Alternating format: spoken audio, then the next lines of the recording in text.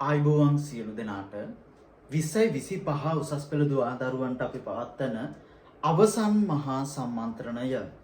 මේ අවසන් මහා සම්මන්ත්‍රණය අපි නොවැම්බර් 5 වෙනිදා සහ 6 වෙනිදා පවත්වනවා. පැය 10කට අධික කාලයක් පවත්වන මේ අවසන් මහා සම්මන්ත්‍රණය දැන් වසර 5ක් තිස්සේ අපි පවත්වන එකක්. සමස්ත විෂය නිර්දේශයම අපි ප්‍රශ්න පත්‍ර දෙකට අදාළව මේ සම්මන්ත්‍රණයේදී ආවරණය කරනවා. මේ සම්බන්ධ විස්තර පූර්ව විස්තර ටික මම දැනුවත් කරන්නම් සියලු දෙනාගේ දැනගැනීම පිණිස. අපි පැය 10ක් මේ සම්මන්ත්‍රණය පවත්වනවා. ඒ වගේම ප්‍රශ්න පත්‍ර දෙකටම අදාළ සමස්ත විෂය නිර්දේශය ආවරණය කරනවා. සාහිත්‍ය ප්‍රශ්න පත්‍රයක් ව්‍යාකරණ ප්‍රශ්න පත්‍රයක් කියන මේ ප්‍රශ්න පත්‍ර දෙකටම අදාළ සමස්ත විෂය නිර්දේශ ආවරණය කරනවා. නොවැම්බර් 5 වෙනිදා සාහිත්‍ය ප්‍රශ්න පත්‍රයට අදාළ සියලු කොටස් අපි ආවරණය කරනවා. ඊට අදාළ ඉදිරි විස්තර ටික මම ඉදිරියේදී දැනුම් දෙනවා. මේ වීඩියෝ එකේ පැය 5කට අධික කාලයක් තිස්සේ අපි නොවැම්බර් 5 වෙනිදා සාහිත්‍ය ප්‍රශ්න පත්‍රයට අදාළ සියලු කොටස් ආවරණය කරනවා. ඒ වගේම නොවැම්බර් 6 වෙනිදා ව්‍යාකරණ ප්‍රශ්න පත්‍රයට අදාළ සෑම කොටසක්ම අපි ආවරණය කරනවා. ඒකත් පැය 5කට අධික කාලයක් පැවැත්වෙනවා. ඒ වගේම අපි ආවරණය කරන සෑම පාඩමකටම අදාළ නිබන්ධ ලබා දෙනවා. ඒ වගේම අනුමාන ලබා දෙනවා. සාහිත්‍යවලදී නම් පාඩම් කරගත යුතු උද්ෘත ලබා දෙනවා. ඒ වගේම සාකච්ඡා කරන සෑම පාඩමකදීම සාකච්ඡාව අතරතුර අභ්‍යාස ලබා දෙමින් අභ්‍යාස සාකච්ඡා කරමින් සාකච්ඡාව ඉදිරියට ගෙනියනවා. ඒ වගේම සාහිත්‍ය ප්‍රශ්න පත්‍රය දිහා බලනකොට සාහිත්‍ය ප්‍රශ්න පත්‍රය අපි ආවරණය කරන කොටස් පළමුවෙන්ම අපි රසාස්වාදයක් හරියට ලියන්නේ කොහොමද? මොකද මම මේ දවස්වල ප්‍රශ්න පත්‍ර පන්ති පවත්වන ගමන් ඉන්නේ. එහිදී සාහිත්‍ය පේපරේ රසාස්වාදය හරියට ලියා ගන්න බහුතරයක් දන්නේ නැහැ. හරියට ලකුණු නැහැ. ඒ නිසා රසාස්වාදයේදී මුල් ඡේදයේ අන්තර්ගතයේ අවසාන ඡේදයේ අන්තර්ගත වෙන්න ඕනි දේවල් වක්වත් හරියට ලියන්නේ නැතිනම් රසාස්වාදයේදී ලකුණු දෙන්න හරි අමාරුයි. මෙන්න මේ නිසා රසාස්වාදයක් නිවැරදිව ලියන්නේ කොහොමද? ඒ වගේම මේ අවුරුද්ද දෙන්න පුළුවන් රසාස්වාද මොනවද? අනුමාන රසාස්වාද. ඒ වගේම රසාස්වාදයක අන්තර්ගත යුතු සෑම කොටසක්ම සහ අනුමාන සහිත නිබන්ධයක් අපි ලබා දෙනවා. ඒ වගේම සාකච්ඡාවට ලක් කරනවා. ඒ වගේම ඡේද අභ්‍යාස සහ අවස්ථා සම්බන්ධ අපිට තිබෙන අනිවාර්ය කොටසක්. මෙහිදී බහුතරයක් ඡේද අභ්‍යාස වලදී ලකුණු අහිමි කරගන්නවා කරන විවිධ වැරදි නිසා. අවස්ථා සම්බන්ධ වලදීත් එහෙම තමයි. සමහර වෙලාවට ඒක නොදැනුවත් භාවය වෙන්න පුළුවන්. මෙන්න මේ නිසා ඡේද අභ්‍යාස අවස්ථා සම්බන්ධ වගේ මේ අනිවාර්ය ප්‍රශ්න කොටස් වලදී නිවැරදිව පිළිතුරු සපයන්නේ කොහොමද කියන එක අපි සාකච්ඡා කරනවා. වගේම අභ්‍යාස සමග ඒක අපි ප්‍රැක්ටිකල් කරනවා. ඊළඟට යුග ප්‍රශ්න. යුග ප්‍රශ්නය කියන එක අපි තෝරා ගන්න කුමන හෝ ප්‍රශ්නයකට සම්බන්ධ වෙන්න පුළුවන්. ඒක සද්ධර්ම රත්නාවලියෙන් වෙන්න පුළුවන්, ලංකාරය වෙන්න පුළුවන්, බුද්ධිලකාවේ වෙන්න පුළුවන්. කුමන හෝ ප්‍රශ්නයකට සම්බන්ධ වෙලා යුග ප්‍රශ්නයක් අහලා තියෙන්න පුළුවන්. ලකුණු 7ක් ලැබෙන එක.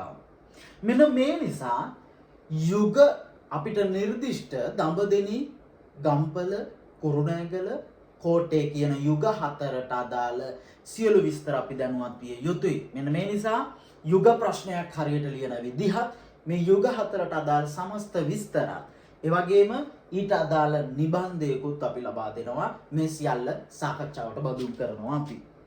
ඒ වගේම විචාර ලියද්දී කොහොමද නිවැරදිව විචාරයක් ලියන්නේ? ඒ වගේම ඇවිල්ලා සෑම විචාරයකටම අදාළ අනුමාන ලබා දෙනවා. සෑම පොතකටම අදාළව පාඩම් කරගත යුතු උද්ෘත ලබා දෙනවා. මේ සෑම දෙයක්ම අපි සාහිත්‍ය ප්‍රශ්න පත්‍රයට අදාළ කොටස් සාකච්ඡා කරමින් ලබා දෙනවා සහ සාකච්ඡා කරනවා. ඒ වගේම ව්‍යාකරණ ප්‍රශ්න පත්‍රයට යනකොට ව්‍යාකරණ ප්‍රශ්න පත්‍රය අපි සාකච්ඡා කරනවා කෙටි ප්‍රශ්න 20. කෙටි ප්‍රශ්න 20ට නිවැරදිව පිළිතුරු සපයද්දී කොහොමද කෙටි ක්‍රම ඔස්සේ අපි මේවා පිළිතුරු සපයන්න හැකියාවක් තියෙන්නේ? අභ්‍යාස කරමින් අපි ඒක සාකච්ඡා කරනවා. ඒ වගේම ඇවිල්ලා අනිවාර්ය ප්‍රශ්න කොටස් අර්ථ අවබෝධය, සාරාංශකරණය වගේ දේවල් මේවට පිළිතුරු සපයද්දී සමහර වෙලාවට ඔයාලට ලකුණු අහිමි වෙන තැන් තියෙනවා නම් ගැටලු සහගත තැන් තියෙනවා නම් සමහර වරද්දන තැන් මේ සියල්ල අපි සාකච්ඡා කරනවා අභ්‍යාස සමගම. ඒ වගේම රචනා මේක ඉතාමත් වැදගත්. විශ්ලේෂණාත්මක රචනාවක් කොහොමද හරියට ලියන්නේ? විශ්ලේෂණාත්මක රචනාවක් ලියද්දී කොහොමද කරුණු හොයාගන්නේ? මොනවද මේ අවුරුද්ද එන්න පුළුවන් අනුමාන රචනා? සම්පූර්ණ රචනාවක් ලියන්නේ කොහොමද කියන තැන ඉඳලා සම්පූර්ණ අපි රචනා සාකච්ඡා කරනවා වගේම ඊට අදාළ නිබන්ධ ලබා දෙනවා. ඒ වගේම එතනින් එහාට තෝරා ගන්නා ප්‍රශ්න. ඔයාලා තෝරා ගන්නා ප්‍රශ්න කර්මකාරක වාක්‍ය තියෙන්න පුළුවන් ඒකේ ප්‍රකෘතිකතනද අංගානුවංගද එහෙමත් නැත්නම් අර අවසානයේ තියෙන 7 වෙනි ප්‍රශ්නේද විරාම ලක්ෂණද ඒකේ තියෙන අකාරාදී පිළිවෙල පිළිලම් භාවිතය වගේ දේවල්ද මේ සමස්තම ඔයාලා තෝරා ගන්නා ප්‍රශ්නේ කියන්නේ 4 5 6 7 8 නේද? ව්‍යාකරණ ප්‍රශ්න පත්‍රයේ ඔය තෝරා ගන්න ඔයාලට තියෙන ප්‍රශ්න සම්බන්ධවත් සාකච්ඡා කරනවා.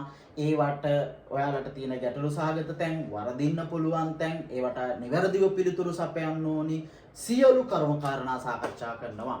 මෙන්න මේ නිසා සාහිත්‍ය පේපරයේ ව්‍යාකරණ පේපරයේ සියලු කොටස් ආවරණය වන විදිහට අපි මේ පැය 10ක අවසන් මහා සම්මන්ත්‍රණය පවත්වන්නේ. එනිසා ඔයාලටත් පුළුවන් ජොයින් වෙන්න, සම්බන්ධ වෙන්න. නොවැම්බර් 5 වෙනිදා සහ නොවැම්බර් 6 වෙනිදා මේ සම්මන්ත්‍රණය පැවැත්වෙන්නේ. මගේ WhatsApp අංකයට මැසේජ් එකක් දාන්න 075 65 68යි 829 මගේ WhatsApp අංකය. මේකට මැසේජ් එකක් දාලා ඔයාලට පුළුවන් සියලු විස්තර ලබා ගන්න.